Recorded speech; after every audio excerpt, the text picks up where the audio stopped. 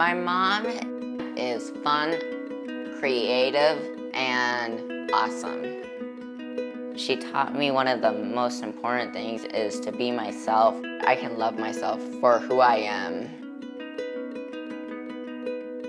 So I have a brain injury and I have seizures and I take lots of medication. So I take morning pills and I take nighttime pills and I take shots.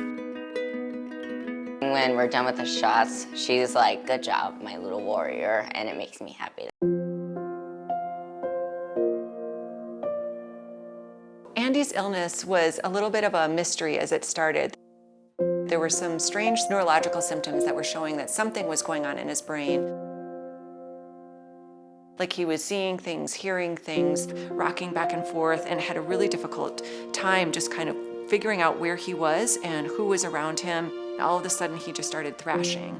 It was the beginning of a really intense series of seizures. They sent him down to the ICU. He had a significant amount of swelling in his brain, and his whole spinal cord was swollen in response to whatever this illness was. From that point, he was put into a coma in order to quiet his brain. I was in a coma for 3 months. I woke up with the bright light, and I turned over and I said, "I love you, Mom." That was actually my first words. I didn't know if he was ever going to wake up or if he could hear me even, telling him how much I loved him. And as soon as he woke up and he had the strength to use his voice, he whispered, "I love you, Mom." And I couldn't stop bawling. There really isn't a clear diagnosis. And for me, that's the hardest part of this, is not knowing what the future holds for Andy. After I had my illness, some kids would make fun of me. I'd say, "You know what, from now on, I can't do what you do anymore." You're doing it by yourself. Good job, Andy. One of the hard things was that he was in a wheelchair and he started having a lot of fatigue and seizures. After a very short amount of time, it was pretty clear that he wasn't going to be able to stay in school. For Andy, that's the hardest part of this. So Roundup River Ranch felt like it was going to be a really big step forward for him.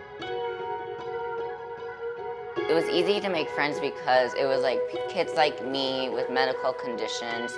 They don't even mention anything about what kind of illness do you have? They are so welcoming.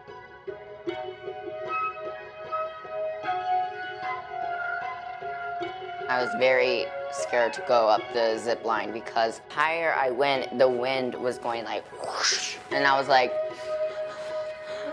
"Okay, I can't do this." And then I started singing, "I believe I can fly, I believe I can touch the sky."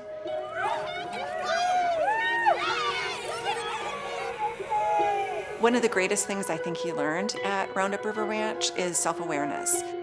He was able to articulate when he was starting to feel symptoms of either a seizure or something was coming on that wasn't quite right.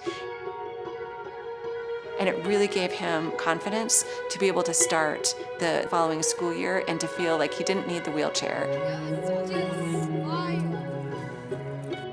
I came back from camp and I was like, "You know what, from now on I am brave enough to share my story about how I got sick, and I am brave enough to show that even though I have a medical condition, I can still make it through life and I can handle just anything."